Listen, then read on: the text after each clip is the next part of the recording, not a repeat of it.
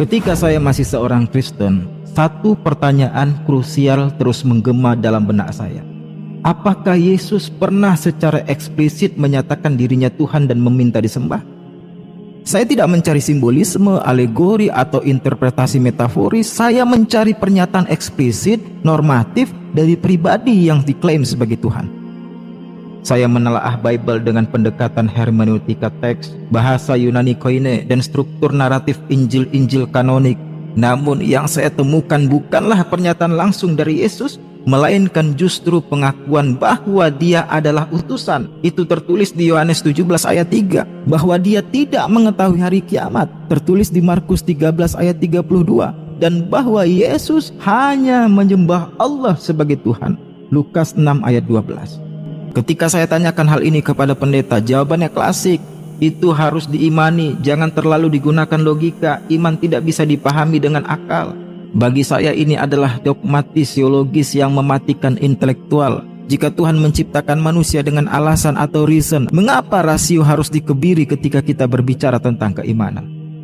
Namun ketika saya mengkaji Islam, Masya Allah, saya terkejut dengan tingkat rasionalitas yang ditawarkan. Konsep ketuhanan dalam Islam dijelaskan dengan sangat monoteistik. Surah Al-Ikhlas menjadi puncak definisi Tuhan dalam filosofi metafisika Islam. Katakanlah Allah itu Esa, Allah tempat bergantung segala sesuatu, tidak beranak dan tidak diperanakkan, dan tidak ada sesuatu yang setara dengan dia. Ayat ini bukan hanya indah secara linguistik Bapak Ibu, tetapi juga sangat-sangat dalam secara ontologis. Ayat ini membebaskan manusia dari kultus individu dan menempatkan Tuhan pada posisi transenden mutlak, sebuah definisi yang sangat-sangat rasional.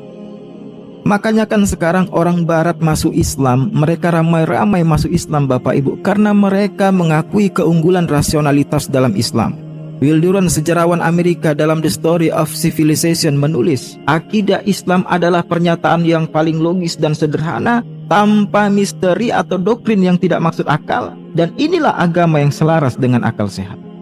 Yang mengatakan ini cendekiawan barat loh Bapak Ibu. Inilah yang membuat saya berpikir ulang, mengapa saya harus mengikuti agama yang menggantungkan keselamatan saya pada doktrin yang tidak bisa dijelaskan bahkan oleh pemimpinnya sendiri? Mengapa saya harus menolak akal yang Tuhan berikan demi mempertahankan keyakinan yang kabur dan penuh kontradiksi?